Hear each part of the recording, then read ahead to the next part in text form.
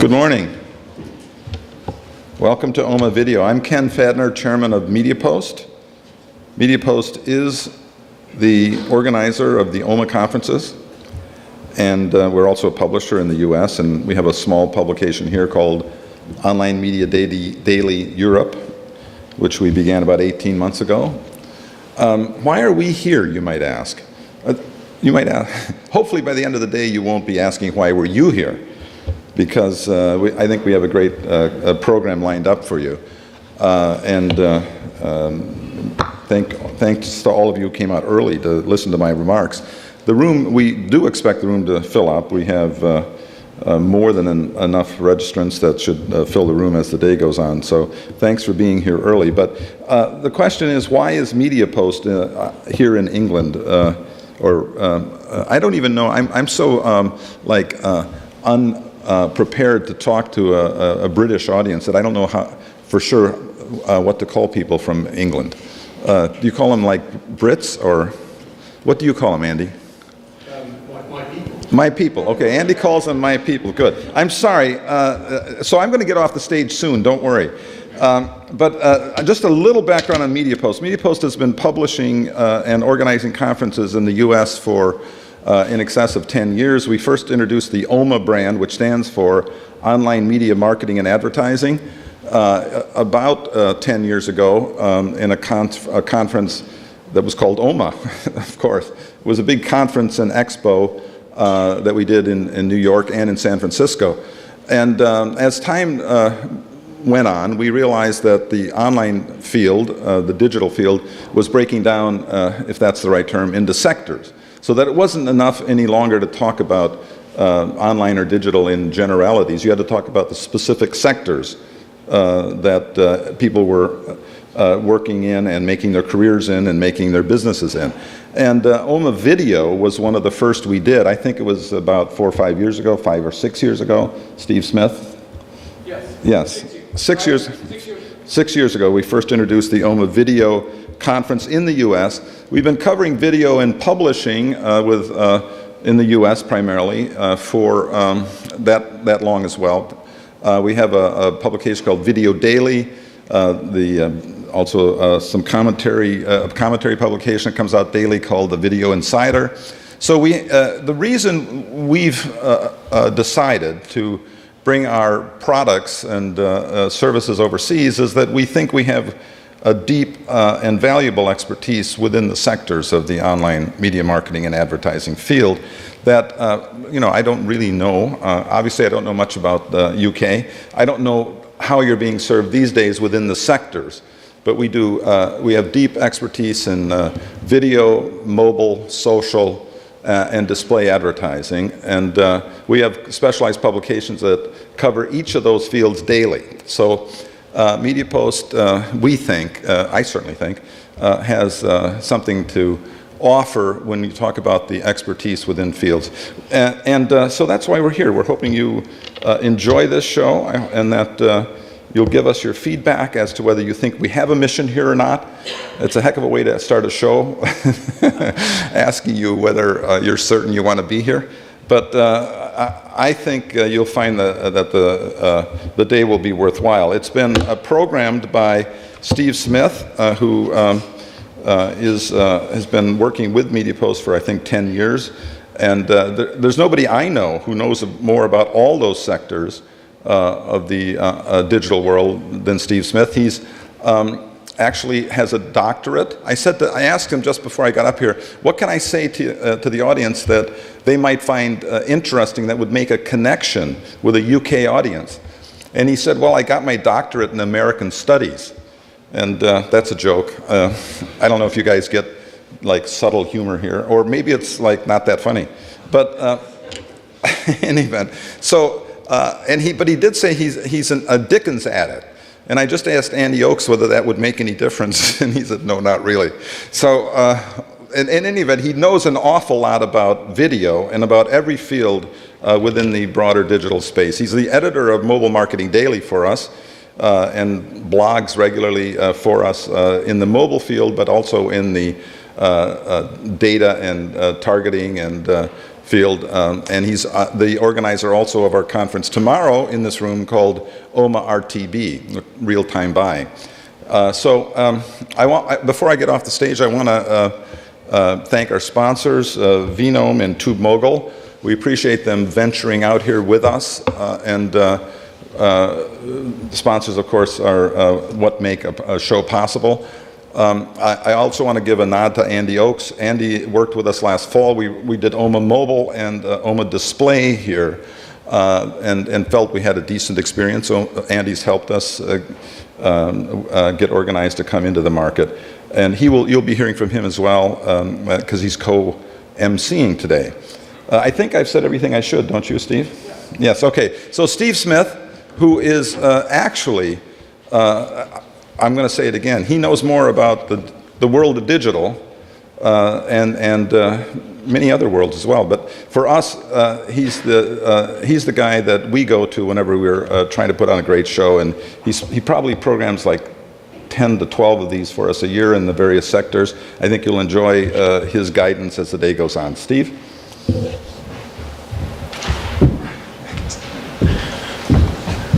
Good morning, everybody. Welcome, and I have to say I already have my fondest video memory of London, walking down to Parliament on Saturday and seeing a trail of naked bikers, and pulling out my iPhone and being able to record it when my daughter and my wife texted me last Saturday night and asked, well, what are you doing?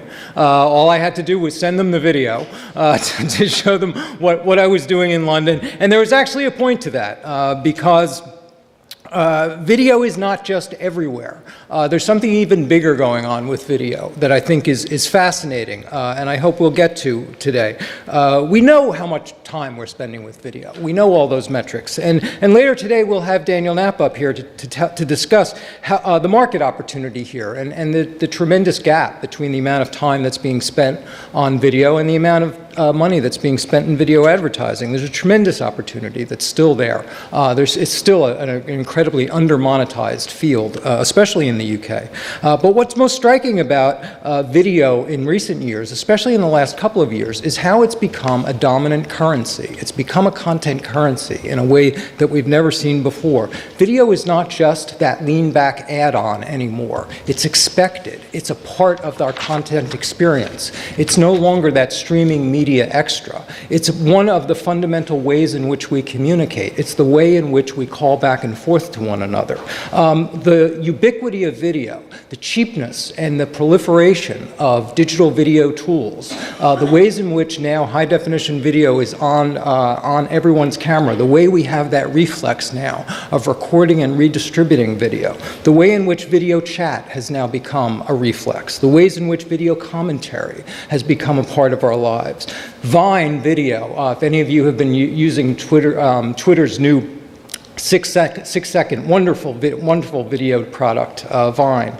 The ways in which we're now seeing video become a part what text and image used to be. The ways in which we're now developing a kind of video literacy that we never saw before. There's something bigger going on here than simply streaming media coming online. There's a cultural shift going on. There's a literacy shift going on as well. We're starting really to develop a language, a way of thinking in video that we never had before. And that's what we're a part of here. It's especially true with younger audiences. YouTube revealed last week, for instance, that in the US, 40% of the video that it serves is going to mobile devices.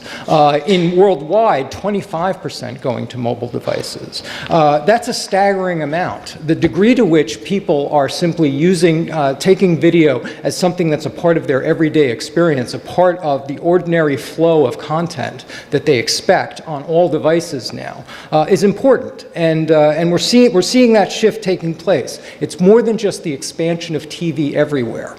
We really are seeing we really are seeing video becoming integrated within our expectations of all communications. That's this larger, massive shift that's going on. But we used to take, as a media historian, we used to talk about how different stages in media history had signature media. In the 19th century, movable type made text. and the printed page, the signature medium that defined the era. In the early 20th century, film was the signature medium. Almost all other media started mimicking a lot of the characteristics of film. In the latter 20th century, it was television. Arguably, in the next 50 or 60 years, we may start thinking of digital video, including short-form video, as the signature medium of the 21st century, one of the things that's going to start defining how we think about communication.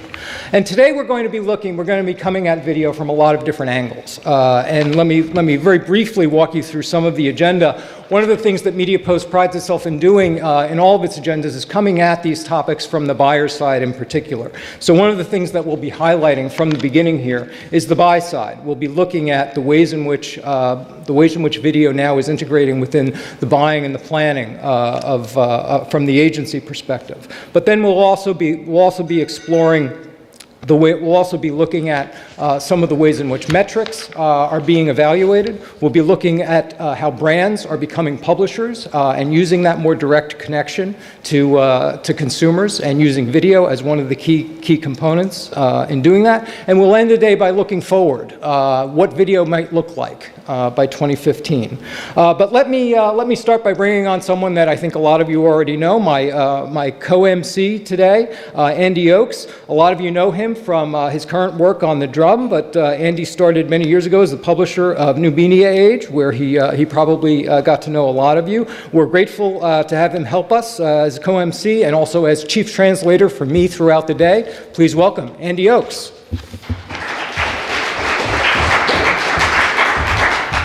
That's right. Any mention of the word aluminum will be severely punished. I'm here just to introduce our first panelists. But before that, can I ask you just to make sure your phones are turned to silent? Don't turn them off because we'd like you to tweet. The hashtag is MPOMA up there. It appears to be an unmoderated tweet wall, so that promises to be fun. So if I could introduce our first keynote for today.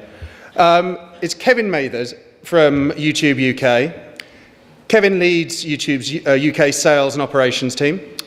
He's on the Google UK and Ireland management team. He's been working at Google for 7 years, in which time he's been leading the technology sales team and the UK new product team. So not much time to be looking for skateboarding cats on his own product. Kevin's keynote is entitled, A Better Way to Build Brands.